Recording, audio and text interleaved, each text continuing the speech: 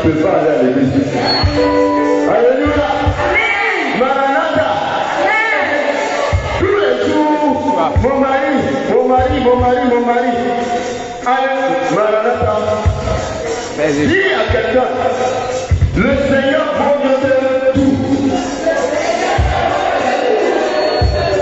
Mais la femme de Maranatha, le mari est un homme. Qui te l'a donné?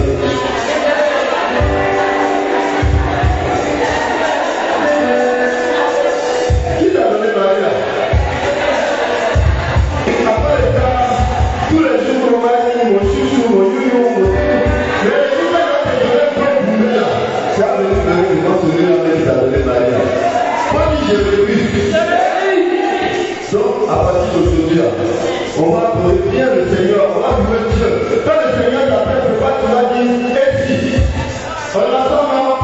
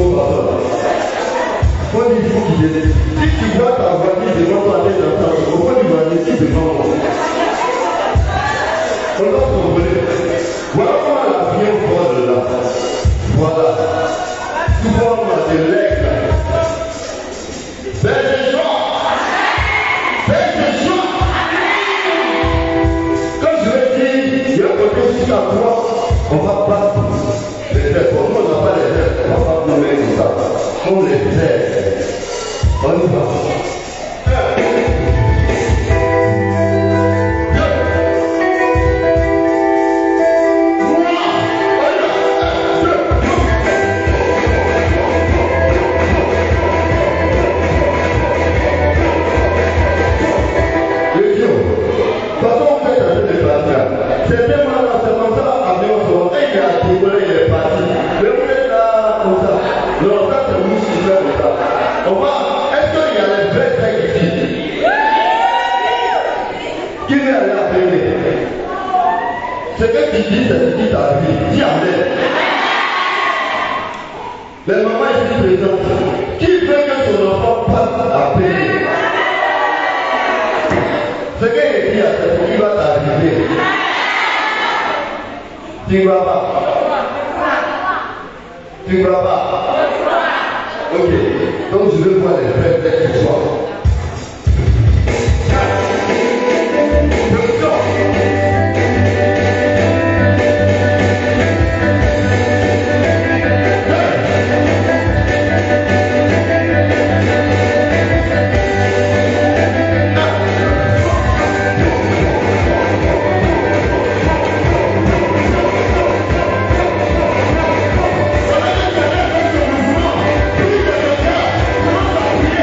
Thank you.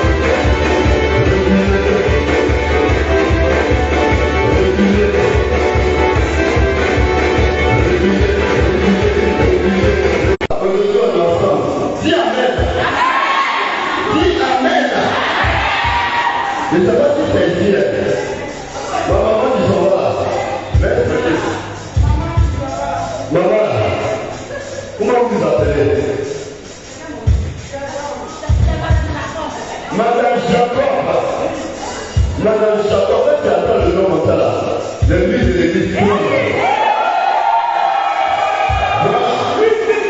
Tu vas montrer comment on vécu. Parce que de la manière dont le Seigneur va te lancer, tu ne peux pas faire des choses doucement. Donc, il y a une possibilité. Il faut arrêter aussi le partage.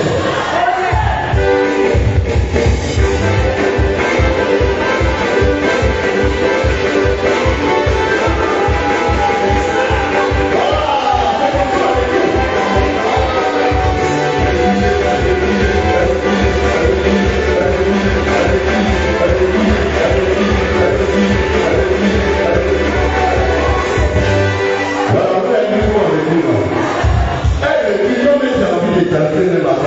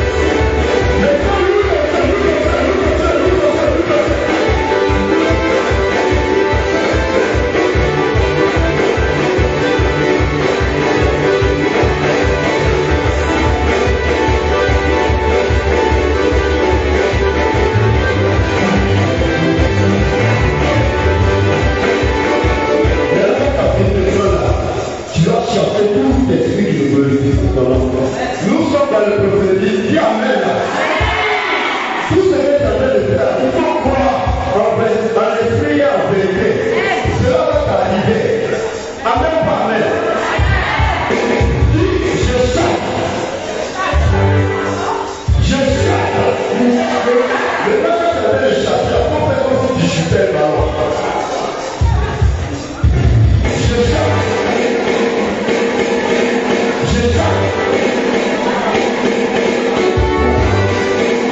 Je ne te vois pas. Je ne te vois pas. Tu sais quoi? Il faut bien te faire. Il faut bien chuter ça. Le ballon, faut faire attention au pied de ton voisin.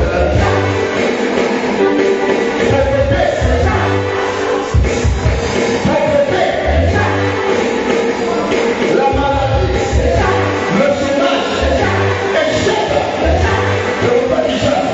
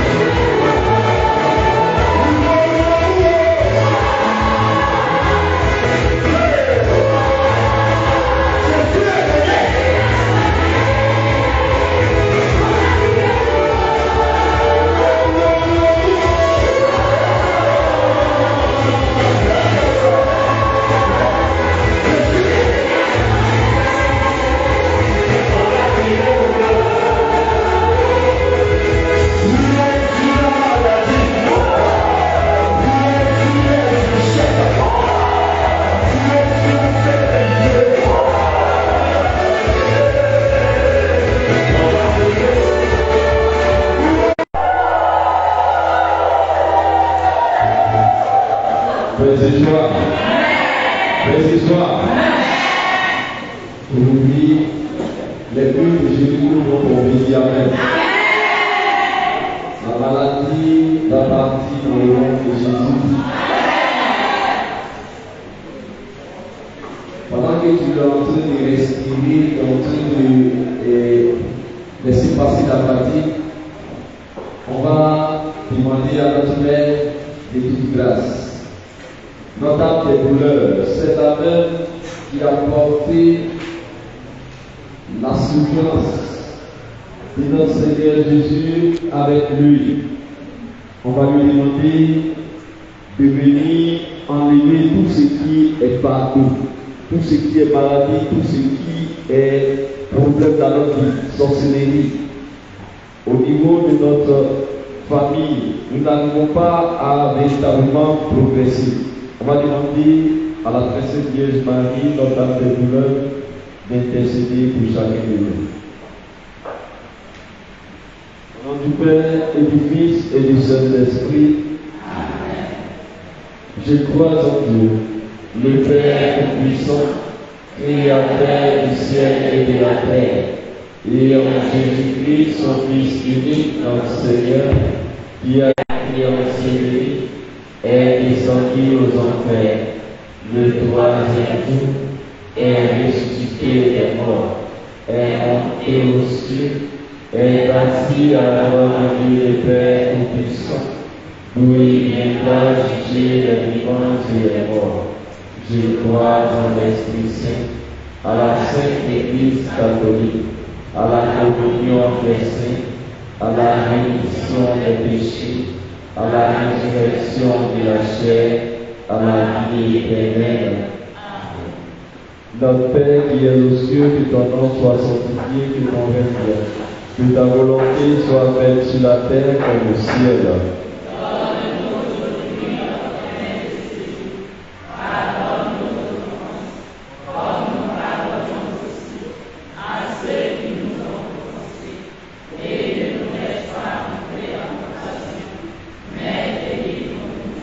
Car c'est à toi qu'appartiennent le règne, la puissance et la gloire pour les siècles des siècles.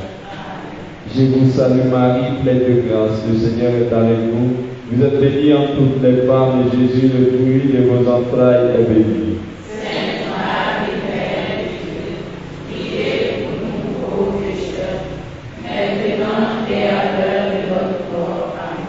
Je vous salue Marie, pleine de grâce, le Seigneur est avec vous. Vous êtes bénie en toutes les femmes, et Jésus, le fruit de vos entrailles, est béni.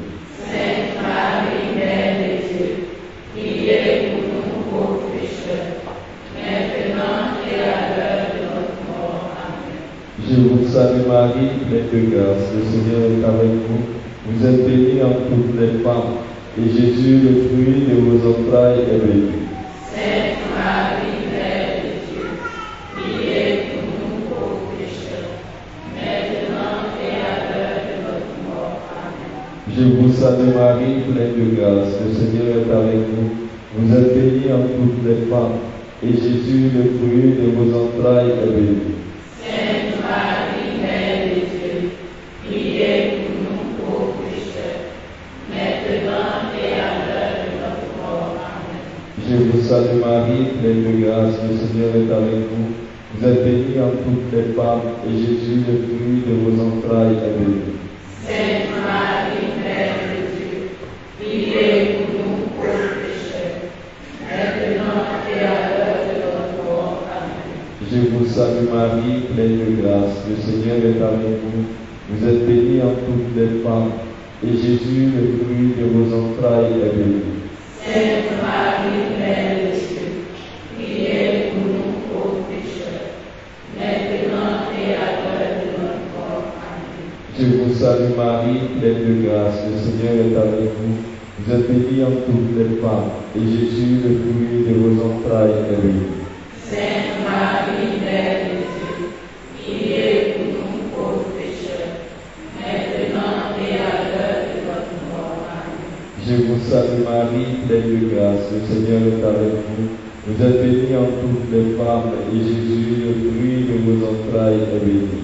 Sainte Marie, Mère de Dieu, priez pour nous pauvres pécheurs, maintenant et à l'heure de notre mort. Amen. Je vous salue Marie, pleine de grâce, le Seigneur est avec vous. Vous êtes bénie en toutes les femmes, et Jésus, le fruit de vos entrailles, est béni. Sainte Marie, Mère de Dieu, priez pour nous pauvres pécheurs, maintenant et à l'heure de notre mort. Amen. Je vous salue Marie, pleine de grâce, le Seigneur est avec vous. Vous êtes bénie en toutes les femmes, et Jésus, le fruit de vos entrailles, est béni. Sainte Marie, Mère de Dieu, priez pour nous pauvres pécheurs, maintenant et à l'heure de notre mort. Amen. Gloire au Père, au Fils et au Saint-Esprit. Comme il était au commencement, maintenant et toujours, dans les siècles des siècles.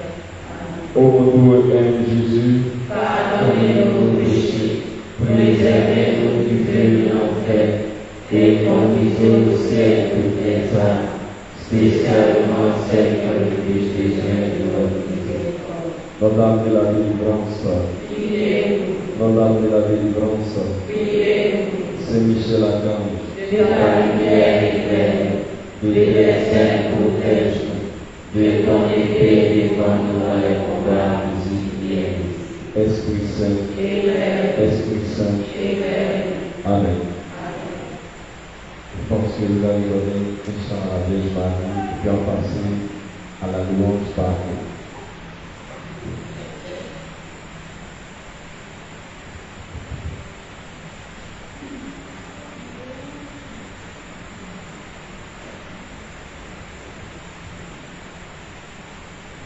Père de joie, Père de joie, on va se lever pour dire merci à Dieu pour tout ce qu'il fait dans notre vie. Tu vas lui dire merci. Parce qu'il a permis que tu te déplaces ce soir afin que lui, il puisse te libérer de ce mal qui te fatigue. Il dit, venez à moi, vous tous qui êtes fatigués, vous tous qui êtes chargés, et je vous donnerai le repos.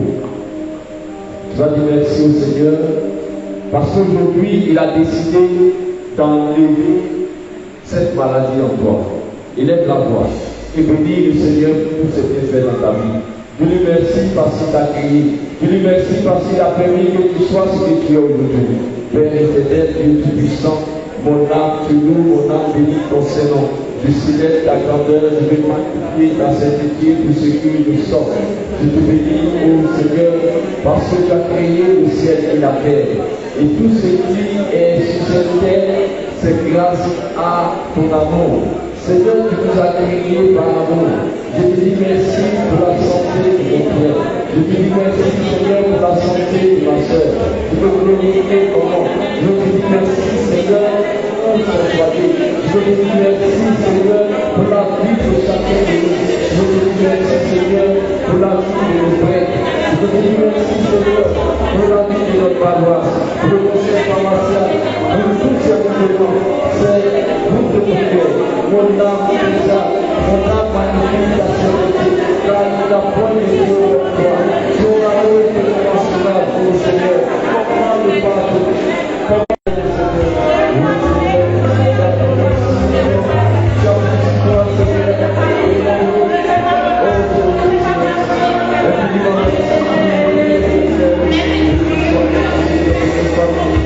Seigneur,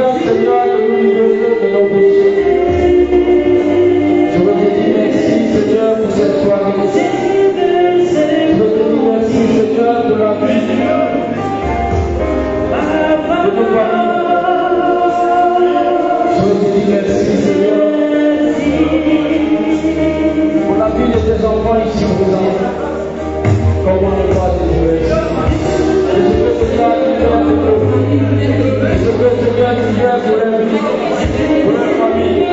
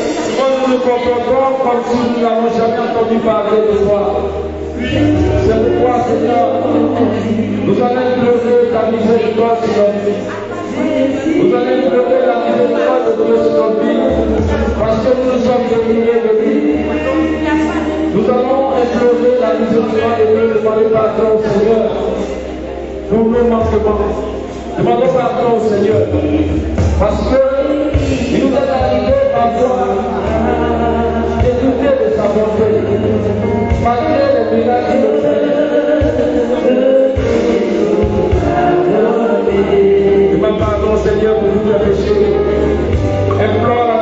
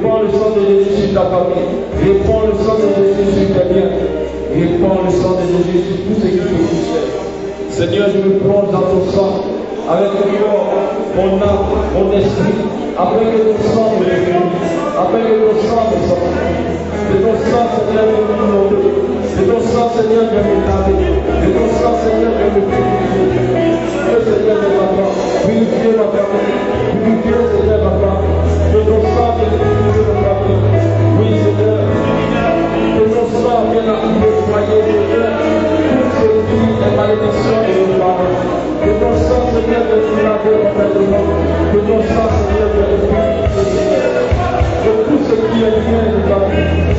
Que ton sang, Seigneur, vienne nous regarder.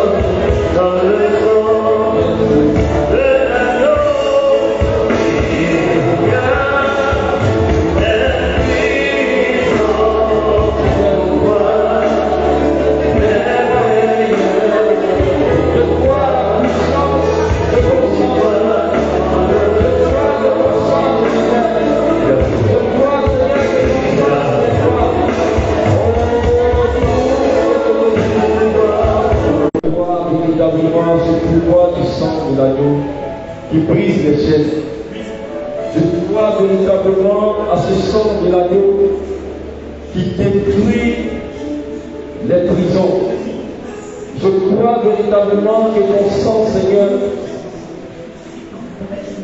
nous inonde et nous délivre de toutes ces prisons, de toutes ces chaînes, de toutes ces paroles maléfiques. Béni sois-tu, Seigneur. Merci, Jésus. Merci, Seigneur. Toi, nous voix des voix. Toi qui t'es donné à la croix, Seigneur. Nous sommes sortis de ton outil. Merci, Seigneur. Nous sanctifie. Merci, Seigneur. Parce qu'avant de partir encore le Père, Seigneur, tu nous as promis le paradis, l'Esprit consolateur, le libérateur, l'Esprit qui va nous guider dans tous les compartiments de nos vies. Tu vas bénir le Saint-Esprit parce qu'il a guidé tes pas. Il t'a donné l'intelligence, il t'a donné cette réflexion de venir adorer ton Dieu. Élève la voix et bénis le Saint-Esprit. Dis merci au Saint-Esprit parce qu'il a guidé tes pas. Dis merci au Saint-Esprit parce qu'il t'a conduit dans ce moment d'adoration et de grâce. Oui, Seigneur Esprit Saint, mon âme te loue, mon âme bénit ton Seigneur. Je célèbre ta grandeur, je célèbre ta puissance. Toi, oui, toi, le paradis, toi, la sécurité, je célèbre ta puissance, toi, notre Saint-Esprit, Esprit d'amour, oui,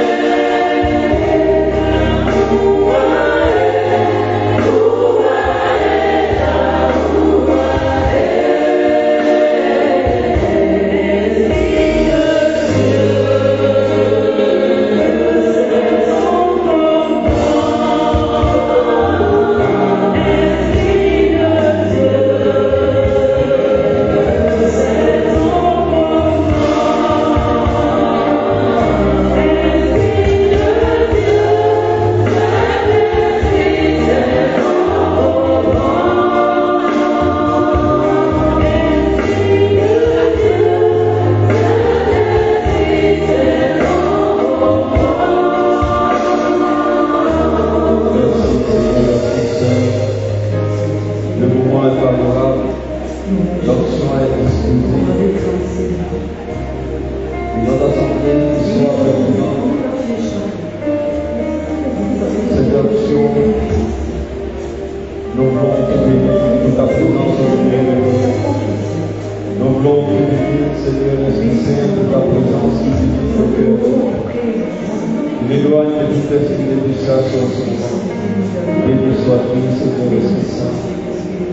Honneur, gloire et puissance à toi, Saint-Esprit.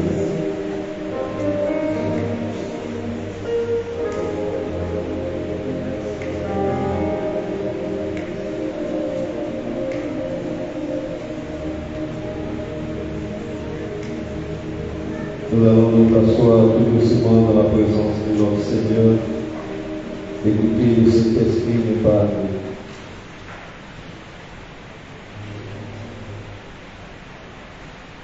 Dans ce silence, le Saint-Esprit viendra nous parler. Ouvre ton cœur.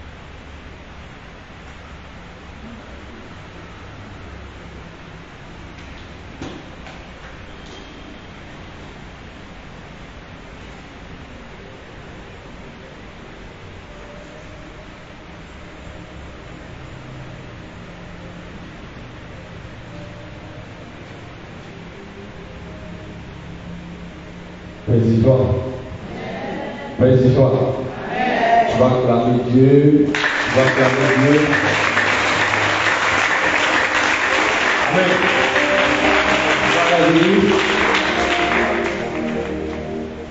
Et le thème de ce soir, c'est Matthieu chapitre 11, verset 28. L'homme de Dieu viendra te parler. Mais cet esprit, au moment où l'homme de Dieu sera en train de parler, tout ce qui est angoisse, tout ce qui est maladie, serait en train d'être guéri dans le nom de Jésus. Tout à l'heure, quand on priait, le Seigneur m'a montré une prison. Quelqu'un qui était dans une prison. Et quand on invoquait le Saint-Esprit, la prison s'est ouverte. On dit que aujourd'hui, tu ne partiras pas comme tu es venu. La peur va disparaître dans le nom de Jésus. Il faut demander à Jésus ce qui t'emmène réellement. Pour que cette année tu puisses l'expérimenter. Je dis, Pâques là ne va pas arriver, tu vas expérimenter la gloire de Dieu. C'est pas du jeu, c'est une réalité. Quand je dis toujours aux gens que ce n'est pas du jeu, avec Jésus là, c'est ça ou c'est pas ça. Parce qu'aujourd'hui, il va nous montrer sa puissance. Ça ne sera pas demain, mais aujourd'hui, à l'heure là, quelque chose va se passer. C'est pourquoi, au moment où Maestro est en train de nous faire danser, il y a des gens qui dansent Soko.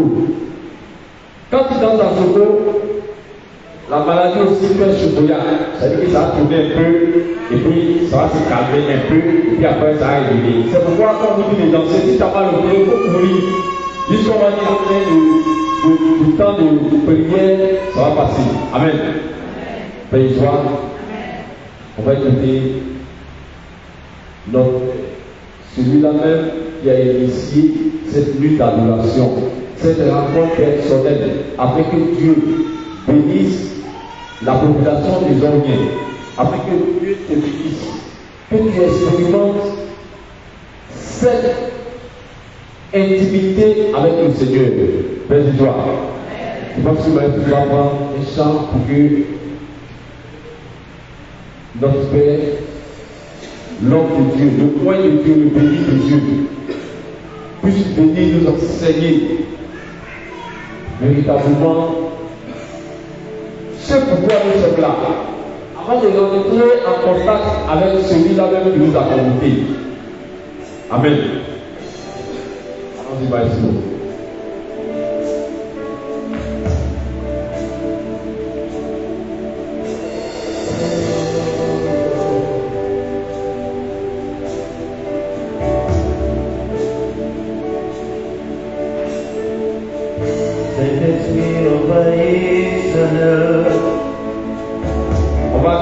On va acclamer dans le monde.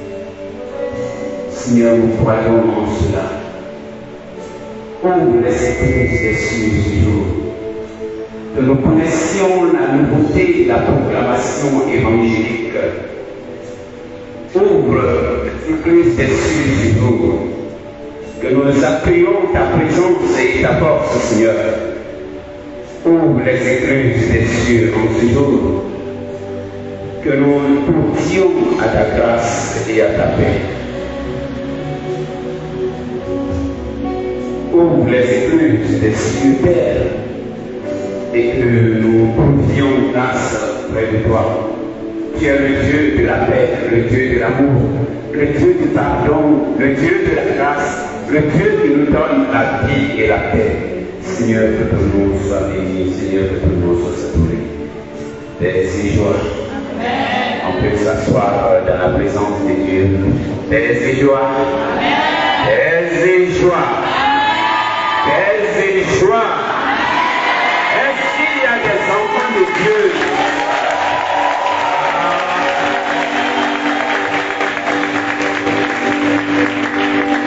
Vous savez, je bénis le nom de Dieu parce que notre Dieu est tellement bon. Il est bon. Il est tellement bon qu'il vient être à côté de soi comme un ami. Le véritable ami. Quel ami? Celui-là qui est prêt à nous accueillir. Je bénis le nom de Dieu parce que lui-même dit que la nouveauté de la prédication évangélique, c'est que toutefois que l'évangile sera proclamé, des signes et des prodiges accompagneront cette prédication évangélique. Amen. Cela veut dire quoi? Si nous accueillons la parole de Dieu, à partir de ce moment, cette parole est semée en ce instant précis même. Si nos cœurs l'accueillent comme une terre fertile, un terrain préparé, les signes et les prodiges doivent commencer à s'accomplir dès maintenant et pour la suite du temps. Parce que nous sommes appelés à être des témoins, nous sommes appelés à parler de Dieu, nous sommes appelés à être des signes de la présence du royaume de Dieu dans la vie. Alléluia. Paix et joie. Alors aujourd'hui, nous voulons parler de Jésus qui nous invite à entrer à son école. Mais c'est quoi l'école de Dieu? Qu'est-ce que Jésus veut nous dire quand il nous parle ici? Verset, tu vas nous faire lecture de Matthieu chapitre 11 à partir du verset 28 jusqu'au verset 30. Venez à moi, vous tous qui peinez et broyez sous le fardeau, et moi, je vous soulagerai.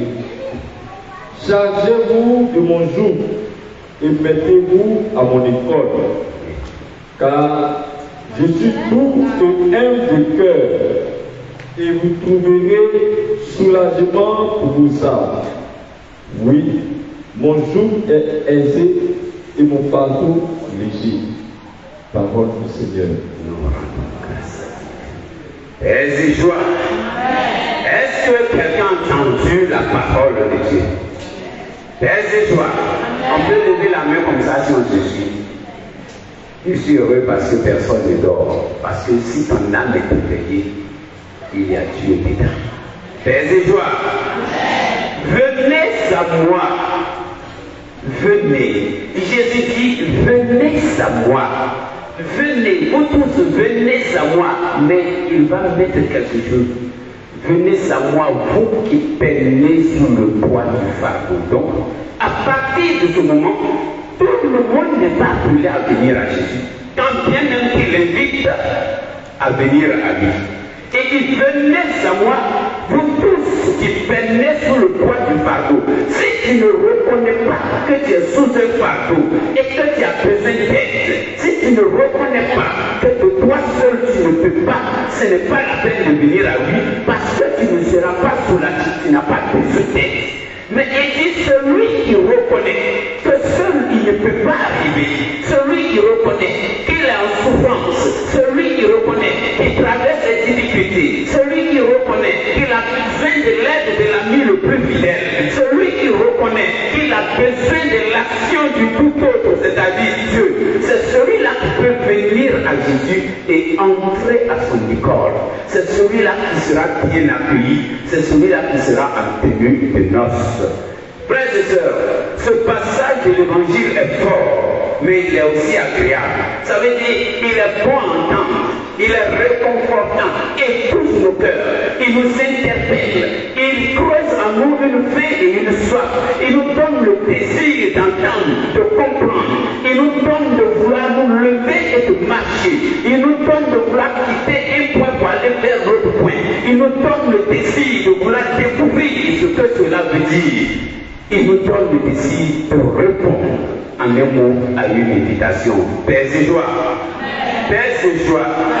Nous avons tendance souvent à penser que lorsque nous venons à Jésus et nous disons Seigneur Jésus-Christ, je reconnais que j'ai mené toute ma vie sans toi, mais maintenant je t'accepte comme mon Seigneur et mon Sauveur.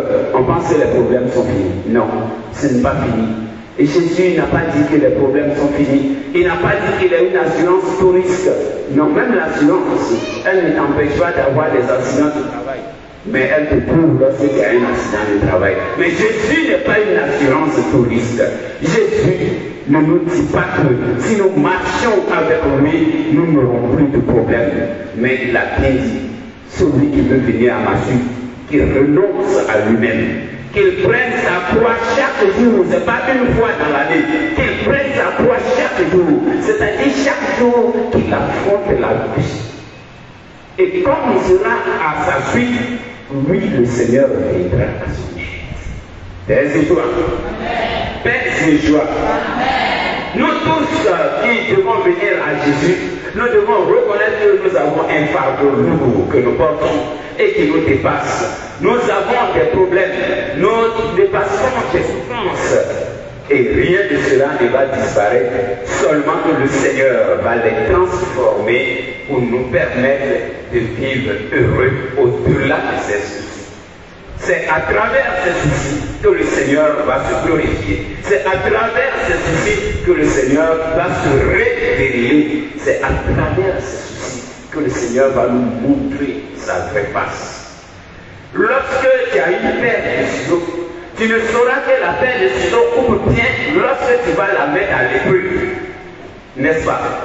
Lorsque tu veux couper du tissu et tu prends la paire de ciseaux et ça coupe comme tu veux, tu dis j'ai une bonne paire de ciseaux, elle est très tranchante. Mais tant que tu n'as pas essayé cela, tu ne peux pas garantir à quelqu'un qu'elle est bonne.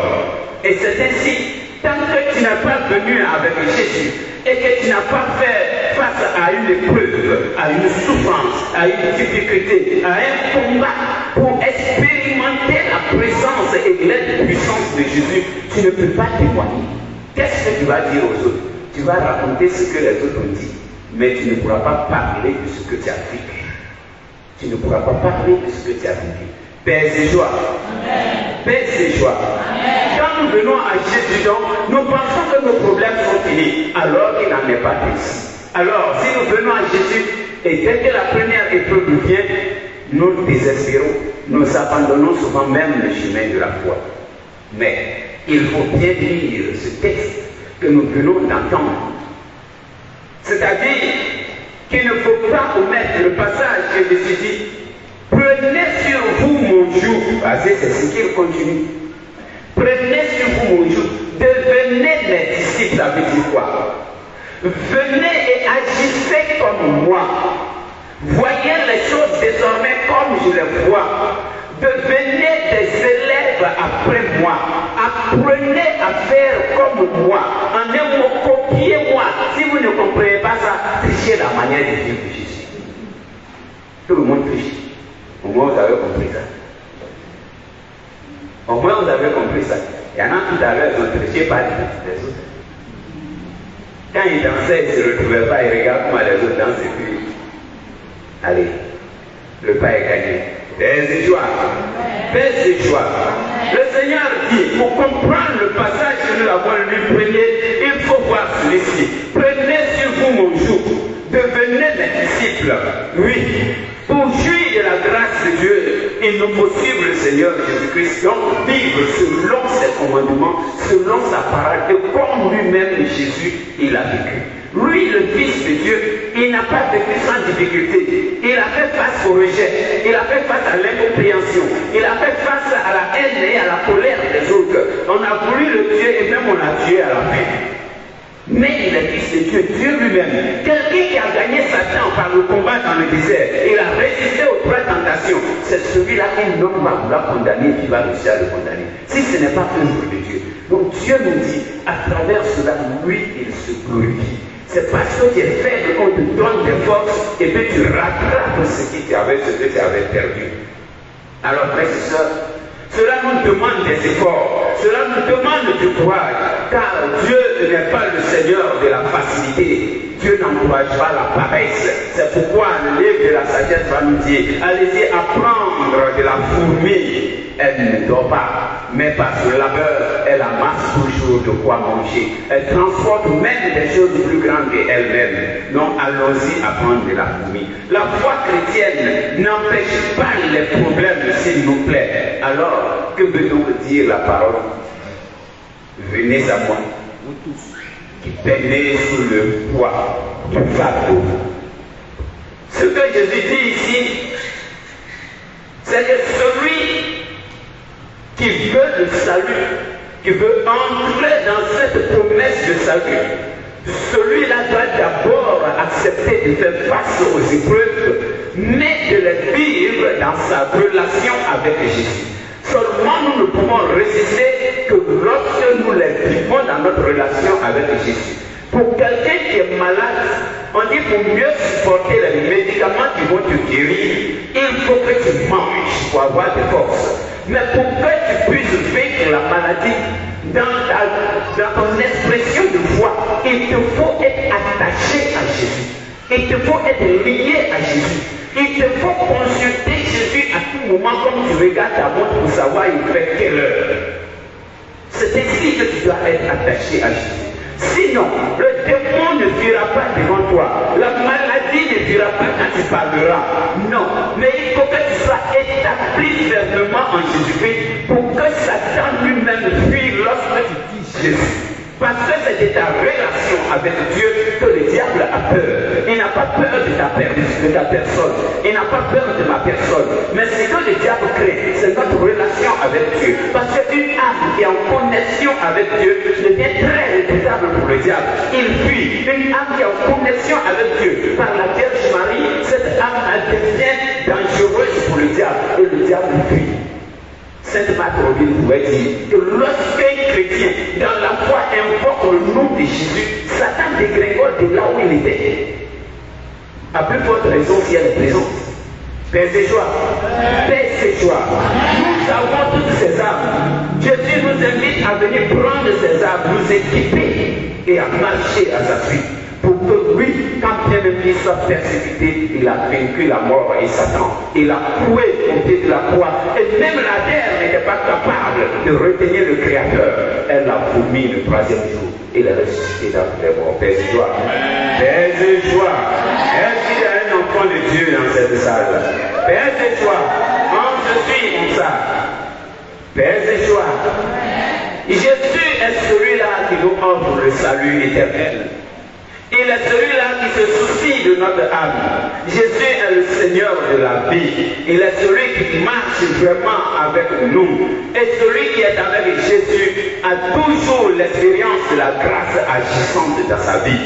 Chaque jour, quand tu vas t'asseoir et tu vas faire le bilan de ta journée, tu pourras te rendre compte de ce que tu étais capable de faire de tes propres forces et de ce que tu as pu réaliser au-delà de tes forces auxquelles tu ne t'attendais pas. Parce que le Saint-Esprit est en toi. Lorsque tu es en connexion avec Jésus, il y a une force. Cette force, on l'appelle la voix, le souffle, l'Esprit de Dieu. L'Esprit qui fait de toi enfant de Dieu. Crée cette connexion entre toi et Dieu et permet que la force qui te manquait agisse en toi, surgisse et transforme ce qui est autour de toi. Si tu n'as pas l'onction fraîche, tu n'as pas la puissance de l'Esprit Saint, tu n'as pas le dépôt de l'Esprit dans ta vie, tu ne peux pas être en connexion avec Dieu, alors rien ne sera possible. C'est celui-là qui est le paradis, le défenseur, celui-là qui te fait voir la vie, l'Esprit qui vivifie et qui sanctifie.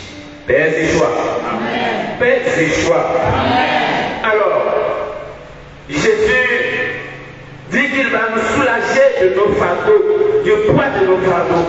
C'est un appel qu'il lance à chacun de nous. As-tu vraiment la foi en Jésus? As-tu vraiment la foi pour marcher selon ses commandements? As-tu vraiment la foi pour t'attacher à lui? Ne pas voir dans la Bible que des interdits, ou encore dans la religion chrétienne que des interdits. Est-ce que tu as la foi pour te laisser entraîner par Jésus, pour laisser ta vie être dirigée par lui? En cela, tu apprendras que Jésus vient pour te sauver. pas pour te décharger de tout et de te dire va libre, mais il dit donne-moi pour toi parce que ça te dépasse. Et moi je sais ce que tu peux supporter. Donc je te donne cela pour que tu puisses gagner le combat. Dieu a déjà remporté la victoire pour nous, mais il nous faut aller sur le champ de bataille. Lorsque nous sommes sur le champ de bataille, c'est là que nous pouvons être proclamés victorieux. Lorsque les peuples se sont levés contre le peuple d'Israël, le Seigneur a dit à Josaphat qu'il s'est levé ce jour-là et s'est mis sur le parvis du temple.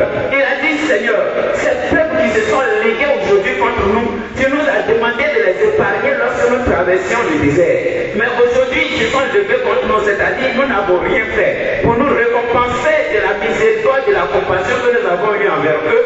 Aujourd'hui, ils se livrent contre nous. C'est-à-dire quoi? On nous attaque, pourtant nous n'avons rien fait. Nous sommes innocents. Il dit, Seigneur, toi-même tu vois, tu connais. Tu as dit de ne pas les toucher. Aujourd'hui, c'est eux qui veulent nous détruire. Le Seigneur répond à Josaphat et dit, mon chef, calme-toi. Dis à ton armée de se préparer. Vous allez passer à tel point de la ville. C'est là-bas que vous allez sortir. Vous allez aller en combat, mais vous n'allez pas combattre. Mais dis seulement à l'armée d'aller se mettre au front. Quand ils sont arrivés au fond, ils se sont mis sur place, ils se sont alignés, vous savez ce qu'ils ont vu, et ils ont vu les ennemis, ceux qui venaient les attaquer, s'entretuer entre eux-mêmes. Le Seigneur leur a dit, maintenant le combat est fini, allez-y vous-même, allez-y, ramassez l'or et l'argent qu'ils avaient chez eux, c'est votre butin et retournez chez vous. Lève-toi, lève-toi, parce que le Seigneur, lorsque tu parles, c'est comme ça que nous décharge notre fardeau. Dieu n'a pas dit toi tranquille, ne faut pas venir, il va sur le champ de bataille. Et quand tu vas, moi le Seigneur, je serai devant toi. C'est moi qui vais marcher devant toi. C'est moi qui vais t'éclairer. Et tant que Dieu n'est pas avec nous, nous ne pouvons pas défier l'ennemi. Mais comment Dieu nous demande de défier l'ennemi? En nous attachant à lui. Parce que dès que tu confesses le nom de Jésus-Christ, en disant que Jésus-Christ est Seigneur, il est fils du Dieu vivant, celui-là qui vient sauver le monde entier, tu as dérangé quelqu'un quelque part. Parce que quelqu'un n'aime pas entendre ça. Et là, tu as un ennemi. Mais ce n'est pas ton ennemi, c'est l'ennemi de celui que tu proclames. Non, celui que tu proclames, c'est lui qui combat pour toi. Père de joie. Père de joie. La victoire ne peut être que pour nous, parce que celui qui combat pour nous est celui-là qui a la victoire depuis tous les temps. Père de joie. Père de joie. Frères et sœurs, Jésus dit qu'il va nous soulager de nos fardeaux. Mais les fardeaux qui nous fatiguent sont ceux que nous-mêmes nous créons. Quel type de fardeau qui aujourd'hui nous empêche de retrouver même le chemin de l'église? On s'assoit et c'est nous qui disons à nos enfants, moi-même ça fait 10 ans j'ai fait courage, jusqu'à j'ai laissé tomber, je n'ai rien trouvé dedans. Moi chaque matin tu es à l'église, tu fais quoi là-bas? C'est ça. Moi-même j'étais quêteuse. Depuis le temps du Père lui-même jusqu'à aujourd'hui. Mais on a trouvé quoi là-bas? Mais toi c'est chaque jour, c'est toi qui t'as avalé les autres. Mais ça pique beaucoup.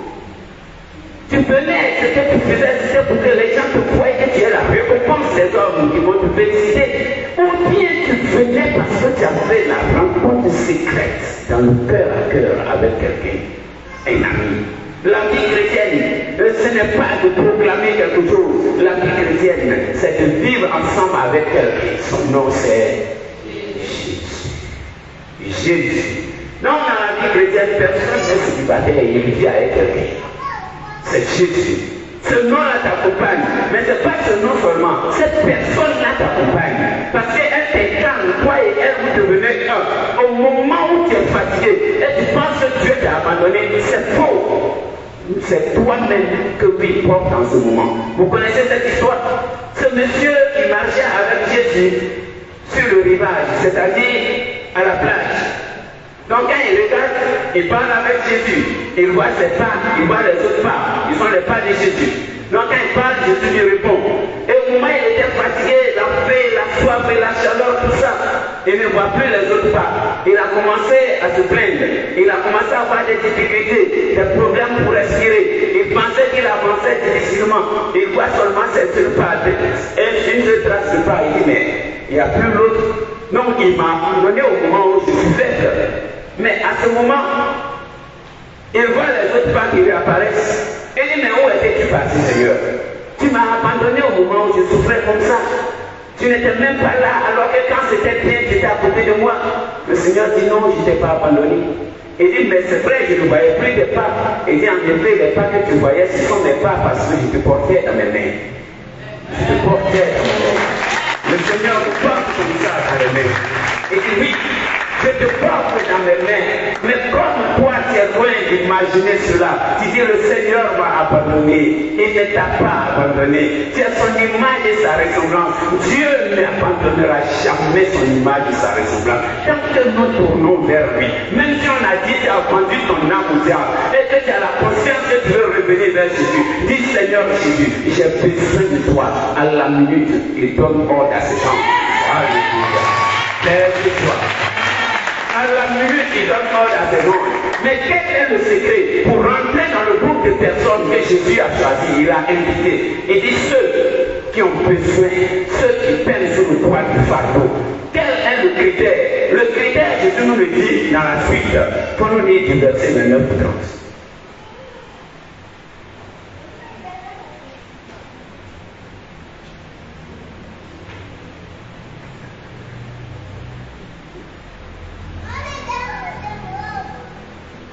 Verset 29 ou 30. Chargez-vous de mon joug et mettez-vous à mon école, car je suis doux et humble de cœur, et vous trouverez soulagement pour vos âmes.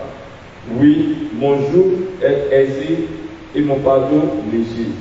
Le verset 29. Il dit, je suis doux et humble de cœur. Voici le secret pour marcher avec Dieu. Doux et humble de cœur. Mettez-vous à mon école. Mais quelle est cette école? Il dit, je suis doux et humble de cœur. Être doux et humble de cœur. Être simple comme un enfant dans ses meilleurs moments. C'est là que nous sommes réceptifs. Parce que l'enfant, à un certain moment donné, il ne fait qu'emmagasiner, accueillir toutes les informations. Et quand il va grandir un peu plus, il va commencer à poser les questions sur tout ce que tu lui disais avant, tout ce qu'il voyait autour de lui. Vous voyez, quand il a un certain âge, quand tu commences à insulter les gens devant lui, c'est l'injure qu'il gagne. Quand il va te voir aussi, il risque de répéter ça. Tu vas dire, on ne dit pas ça, mais tu dis ça devant lui. Si tu commences à gifler les gens devant lui, c'est ça qu'il va garder. Donc pour lui, s'il parle qu'on ne l'a pas écouté, il faut qu'on gifle. Donc il va gifler la servante et puis personne ne va parler. Le jour que tu allé dire, hé, papa, il tourne et t'égifle. Il dit, on ne fait pas ça à maman, mais tu as giflé quelqu'un devant lui. Pour lui, c'est comme ça. Quand tu cries sur les autres, lui aussi, quand il a besoin de s'asseoir, il crie. Il est dans ma transe. Parce qu'il sait que quand il crie, on lui donne ce qu'il veut. Parce qu'il apprend ça comme ça. Donc c'est comme ça. Mais quand tu es doux et humble, tu es humble, simple, tu copies seulement ce que Jésus te demande de faire. Tu es doux et humble de cœur. Voici son école. C'est là que tu rentres. Parce que seul celui qui est humble peut reconnaître qu'il a besoin de l'autre. Seul celui qui est humble peut reconnaître qu'il manque de quelque chose. Seul celui qui est humble peut reconnaître que lui seul ne suffit pas. Seul celui qui est humble peut accepter que l'autre vienne lui prêter n'importe. C'est pas pour dire qu'il ne vaut rien, mais c'est pour venir t'aider par amour. Tu vois ça autrement. Seul celui qui est humble peut demander à l'autre, pardon, donne-moi un coup de main. Mais il est là parce que tu ne veux pas qu'il t'aide pour qu'on dise qu'il t'a été demain. Toi seul tu veux faire. Mais c'est de l'orgueil. C'est le diable qui est en train de te détourner. Ce n'est pas que l'autre va prendre ta place. Mais le diable, s'il t'a pas rendu orgueilleux, il t'empêche de faire. C'est-à-dire s'il n'arrive pas à t'empêcher de croire en Dieu, il t'envoie à croire à l'excès jusqu'à ce que toi-même tu commences à prendre la place de Dieu. Tu deviens orgueilleux. S'il ne t'empêche pas d'être charitable, il t'envoie à être orgueilleux dans la charité. C'est-à-dire tu vas exagérer. De sorte que maintenant tu donnes pour que tout le monde sache que c'est toi qui as donné. Tout le monde sache que c'est toi qui as donné.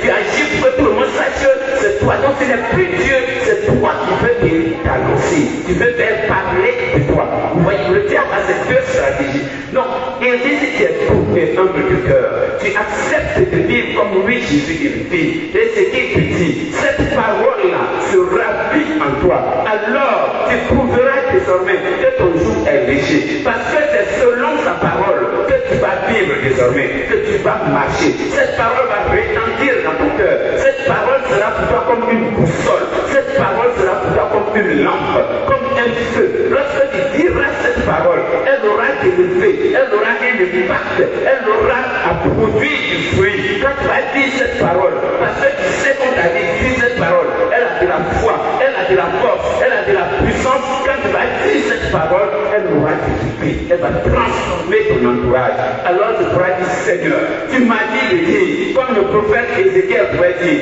le Seigneur m'a dit de prophétiser. Et j'ai prophétisé comme le Seigneur me l'a dit.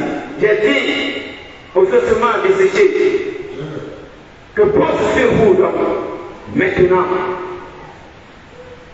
la chair, les nerfs et la peau et les ossements desséchés se sont levés, ils ont commencé à se rassembler. Et dit, l'esprit me dit, prophétise, fils de l'homme, et dit encore. Et j'ai prophétisé comme j'en avais reçu l'ordre. C'est-à-dire, tu es à l'école, tu dis comme on te dit de dire, tu répètes ce qu'on te dit de dire, avec conviction, avec foi, sachant que celui qui obéit, nous dit Sainte Thérèse de l'Enfant Jésus, il ne se trompe pas. Parce que l'esprit est en toi et l'esprit est obéissance. Frères et sœurs, cette école de douceur et d'humilité, parce que l'humilité est la sœur de la simplicité et l'humilité précède la gloire. Quand tu es humble, c'est là que le Seigneur t'élève. Jésus est venu. Pourquoi? Parce qu'il est venu nous sauver. Il est venu pour les pécheurs. Quels pécheurs? Ceux qui se reconnaissent pécheurs, ceux qui reconnaissent qu'ils ont trahi Dieu, ceux qui reconnaissent qu'ils ne sont pas justes, ceux qui reconnaissent qu'ils ne sont pas faits et où ils sont, ils ne méritent pas le salut parce qu'ils se sont éloignés de Dieu. C'est pour cela que Jésus est venu. Alors s'il vient pour les pécheurs, s'il vient pour nous, s'il vient pour ceux-là, il n'est pas venu contre eux. Il est venu pour les chercher, pour les trouver. Il est venu pour leur accorder le pardon. Il est venu pour les guérir de la blessure, de la trahison. Il est venu pour les sauver. C'est dans cela que le joug de Jésus devient facile à porter. Parce que quand il vient, il ne vient pas en tant que juge. Parce que le pauvre que tu vois, le faible que tu vois, celui-là, il n'a pas besoin de patron, il n'a pas besoin de boss, il a besoin d'un ami. Et l'ami, c'est celui qui te comprend. L'ami, c'est celui qui est là pour t'aider. L'ami, c'est celui-là qui est capable de dire, je suis là, même si je n'ai rien à te donner, je suis là. Je suis près de toi, je suis avec toi. C'est un ami. Quel meilleur ami? Quel meilleur ami? Théo, on va prendre le cantique. Il calme les rages et les rages de ma vie. Le meilleur ami. Jésus vient donc et se présente comme ce meilleur ami. Il ne se présente pas comme le Dieu qui vient juger. Il ne se présente pas comme celui qui vient condamner. Il ne se présente pas comme celui qui vient réprimander. Mais il se présente comme cet ami, ce compagnon qui veut t'aider à marcher, qui veut t'apprendre à marcher comme un enfant qui lui attrape la main pour lui apprendre à marcher et à aller à son rythme pour qu'il soit rassuré que lui-même peut marcher. Il veut te faire avancer sur les chemins de la vie parfaite. Oh, quel est l'ami? Le véritable ami. Cet ami qu'il aime, c'est quel ami? C'est lui qui calme les rages et les rages de notre vie.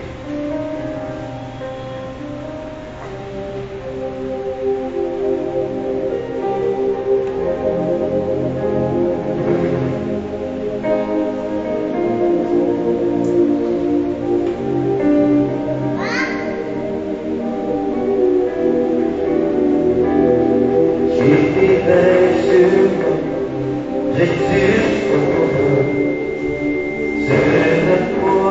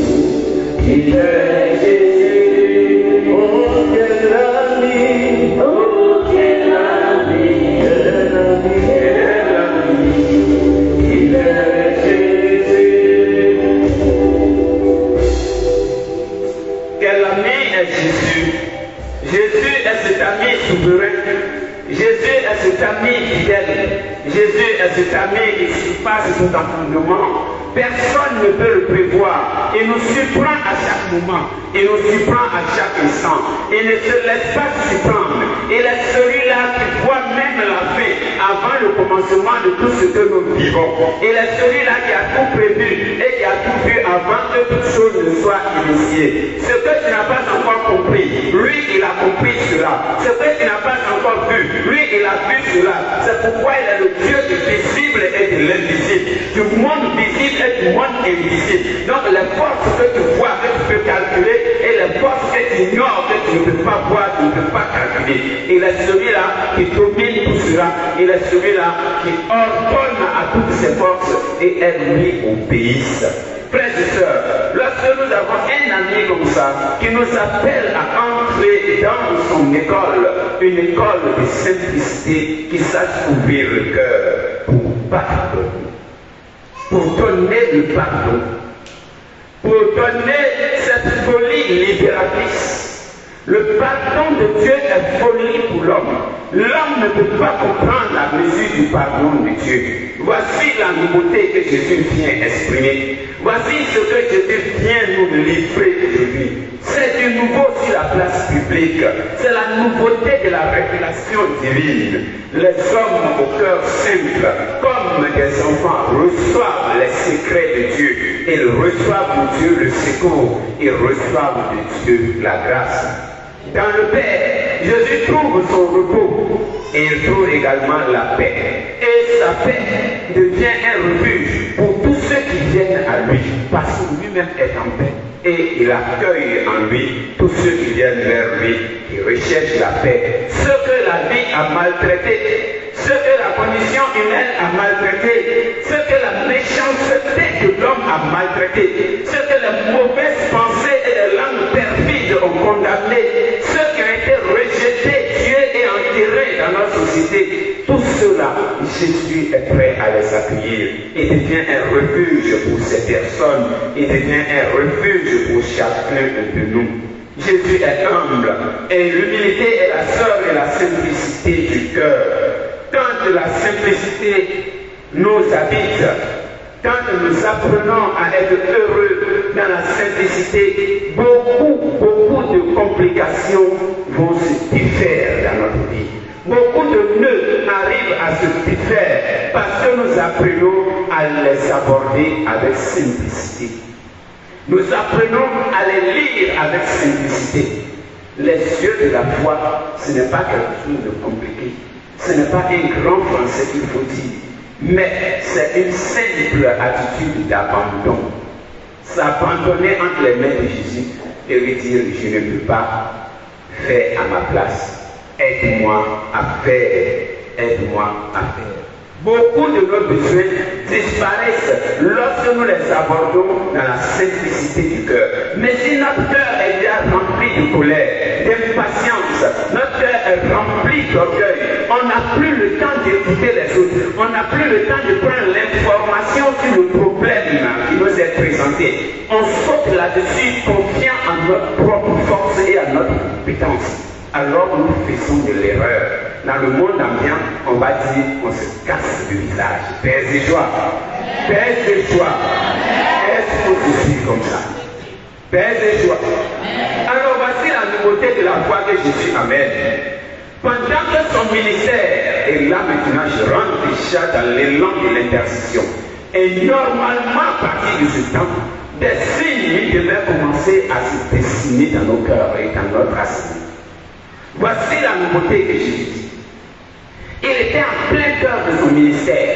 Un ministère qui était attaqué par tout le monde. Il est le sauveur qui enseigne la loi suprême de l'évangile, la loi de l'amour, la loi de la guérison des malades, la loi qui ressuscite les morts, celle-là même qui purifie les lépreux.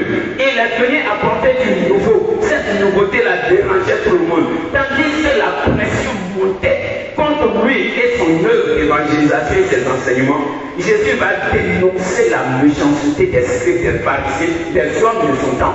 Jésus a parlé de ses concitoyens juifs. Il va dénoncer leur cas, il va dénoncer tout ce qui est mauvais, tout ce qui est injuste là-dedans. Jésus va parler de cela et cela va bouleverser le monde. Jamais un pharisien n'a voulu parler de cela. Jamais un scribe n'a parlé, encore moins un sadducéen. Personne n'a jamais fait ainsi. Mais Jésus va apporter une nouveauté. La nouveauté que Jésus apporte. Et Jésus dit ceci sur la place publique. Oui, venez à moi, vous tous qui peinez sous le fardeau. Personne n'a jamais dit ça. Aucun pharisien n'a dit venez à moi, vous tous qui peinez sous le fardeau. Mais Jésus révélait que c'est Dieu seul qui peut appeler l'homme pour qu'il trouve le salut en lui. Parce que le pharisien n'est pas Dieu, le scribe n'est pas Dieu, le sadducéen n'est pas Dieu, le maître de la loi n'est pas Dieu. C'est Dieu seul qui peut dire je te donne le repos, je soulage ton âme, je te donne le salut. Ceux-là n'étaient pas capables de donner le salut. Mais quand Jésus invite, effectivement, quand il dit à un malade, viens, arrête-toi ici, et puis il le guérit, et puis celui qui le guérit, le signe est authentique. Voici la nouveauté. Ça a commencé à déranger les pharisiens. C'est pourquoi Jésus dit, je suis tout humble de cœur. L'humilité a manqué au cœur des pharisiens. L'humilité a manqué au cœur des sadducéens. L'humilité a manqué au cœur des scribes. Ils n'étaient pas capables de se mettre à l'école de Jésus pour savoir de quelle force il arrive à accomplir cela. On a commencé à dire qu'il faut le supprimer. Si on ne le supprime pas, il va nous dire, il va nous montrer que notre enseignement n'était pas complet. Et c'est comme ça que nous réagissons. Au lieu de collaborer avec ceux qui sont plus forts, ou encore qui ont un don différent de notre don, nous voulons les calomnier, nous voulons les salir, nous voulons les tuer, nous voulons les rejeter de la communauté. Nous voulons amener tout le monde avec avec eux, qu'ils ne soient pas acceptés. Là, moi seul, je règne. Moi seul, je suis compris. Moi seul, je suis celui-là qu'on regarde. Je suis le seul capable. C'est comme ça que Jésus amène la nouveauté. La nouveauté, c'est de pouvoir appeler et d'ordonner au nom de Dieu et que cela s'accomplisse. Alors, la prédication de l'évangile ne doit pas rester sans conséquence. La conséquence, c'est que toi qui prêches la vérité et qui vis la vérité, tu seras persécuté. Toi qui prêches la vérité et qui vis la vérité, tu ne seras jamais compris de tout le monde. Sauf que tu dis ce que les gens veulent entendre. Toi qui prêches l'évangile, tu seras attaqué parce que tu détruis les assurances des uns et des autres. Tu dévoiles les plans cachés des uns et des autres. Leur projet, tu les mets au grand jour. Mais c'est qui accompagne le produit de cette prédication évangélique et de ton engagement, c'est que des signes et des produits s'accomplissent et ce sont ces signes et ces produits qui témoignent de la puissance de la parole que tu libères au nom de Jésus. Fais joie. Fais joie. Oui, certaines personnes n'ont jamais osé parler comme Jésus a parlé ce jour.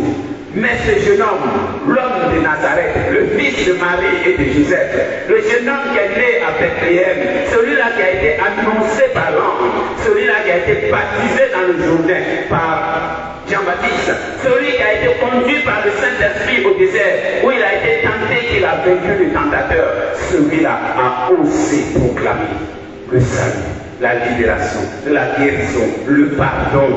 Et dit, venez à moi, vous qui êtes accablés sous le poids du fardeau, et je vous donnerai le repos. Prenez sur vous mon joug, mettez-vous à mon école, soyez mes disciples, apprenez de moi. C'est un appel ouvert à tous, à condition que toi et moi, ce soir, nous reconnaissons que nous avons besoin de Dieu. Si nous reconnaissons que nous avons besoin de Dieu, nous reconnaissons que nous ne sommes pas parfaits. Nous reconnaissons que nous avons besoin de l'action de Dieu dans notre vie. Frères et sœurs, nous ne sortirons pas d'ici sans avoir expérimenté l'amour de Dieu. Nous ne sortirons pas d'ici sans avoir expérimenté la miséricorde de Dieu. À partir de ce moment, mon mauvais comportement d'hier ne compte plus. À partir de ce moment, mon mauvais comportement d'avant-hier ne compte plus. Même de ce matin ne compte plus. Parce que Dieu a tourné son regard autrement vers moi. Il ne voit plus en moi un cœur rebelle, mais il voit en moi un cœur faible qui recherche un peu de force et qui appelle au secours. Il ne voit plus en moi un cœur qui veut se plaire, mais il voit en moi un cœur qui veut faire connaître sa gloire. Alors Dieu établit en moi son règne et jette en moi la semence du royaume des cieux. Oui, frères et sœurs, si nous reconnaissons que nous avons péché, si nous reconnaissons que nous avons besoin de Dieu, Dieu vient à notre rencontre, Dieu vient à notre secours. Et Jésus s'adresse donc à tous ceux qui plient sous le poids du fardeau, sous le poids de la maladie, sous le poids du rejet, sous le poids du célibat non plus, sous le poids de la sécurité non provoquée, sous le poids de la méchanceté d'autrui, sous le poids de la malédiction familiale ancestrale, sous le poids des liens familiaux que nous n'avons pas tissés ni provoqués. Et Jésus a besoin de nous. En réalité, frère, en réalité, sœur, Jésus n'a pas besoin de ta poupée. Il n'a pas besoin de ton diplôme.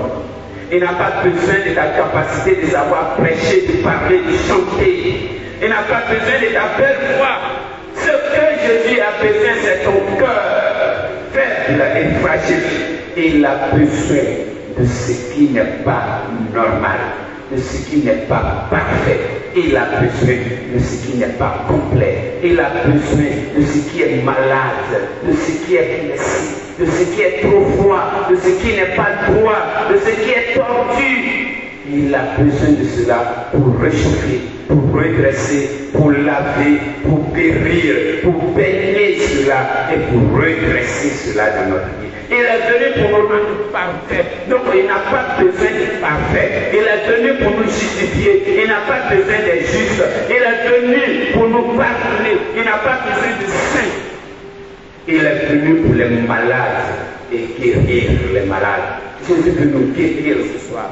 Jésus veut nous libérer de notre orgueil. Il veut nous libérer de nos manques de pardon. Jésus veut ouvrir son cœur plein de richesses pour nous accueillir. Nous qui, à cause du mal et du péché, qui à cause de la blessure intérieure, de la douleur, nous sommes comme des sans-abri spirituels. Nous sommes comme des enfants de la rue spirituellement parce que nous n'avons aucun abri. Le diable donc attend le moment propice pour s'occuper et prendre possession de nous. Mais c'est faux parce qu'en nous il y a une lumière du sommeil. Réveille cette lumière ce soir. Parle de cela ce soir à Jésus-Christ. Parle de cette lumière aujourd'hui à Jésus-Christ. Pourquoi c'est à nous que Jésus adresse cette parole? Pourquoi Jésus invite-t-il cette classe de personnes dans laquelle nous tous nous sommes, frères et sœurs? Parce que Jésus est venu pour pardonner. Jésus est venu pour sauver. Jésus est venu pour réparer, pour chercher et retrouver. Jésus est venu pour délivrer et libérer. Jésus est venu pour ressusciter tout ce qui était mort, tout ce qui était aride. Ton désert, Jésus veut l'arroser et faire couler de l'eau pour que ton désert fleurisse. Pour que ton désert fleurisse. Ce qui était impossible, parle-lui de cela. Jésus veut aujourd'hui le rendre possible. C'est la parole de l'ange. Rien n'est impossible à Dieu. Et à celui qui croit, tout est possible parce que c'est Jésus. David a réussi dans sa vie, frère. David a réussi dans sa vie, sœur. Moïse a réussi. Josué a réussi. Tous ces gens-là ont réussi parce qu'après l'onction de l'esprit, ils ont compris que ce n'est pas eux, mais c'était l'huile fraîche d'onction. C'était la puissance de l'esprit. C'est ce qui agissait en eux. Ils ont compris que ce n'était pas leur capacité, mais c'était l'Esprit Saint qui a été donné aux enfants de Dieu, qui agissait en eux. Ceux-là, ils ont reçu la vie. Pierre a réussi, Paul a réussi, Étienne a marqué son temps. Tous les saints que nous invoquons marquent le temps. Parce que ceux-là, ils ont compris en toute humilité et toute simplicité que ce n'était pas eux, ce n'était pas leur eux, mais c'était la main de Dieu, le doigt de Dieu qui agissait en eux. Père, c'est joie. Père de joie, est-ce que tu comprends aujourd'hui que ce n'est pas toi qui vas remporter la victoire, mais c'est ton oui que tu as dit ce soir à Jésus, c'est ton oui que tu as dit ce soir à ton Dieu, c'est ton oui que tu as dit ce soir au sauveur du monde entier, au maître de la vie et de la mort. C'est ce oui-là qui va transformer ta vie, c'est ce oui qui va donner une autre réorientation à ta vie, il va te repositiver, c'est-à-dire il va te tourner tes pensées orgueilleuses pour les tourner vers Jésus. Des joie. Est-ce qu'on se suit comme ça? Est-ce qu'on se suit? Jésus est venu pour nous libérer. Il est venu pour embrasser notre condition divine. Oui, embrasser notre condition humaine plutôt.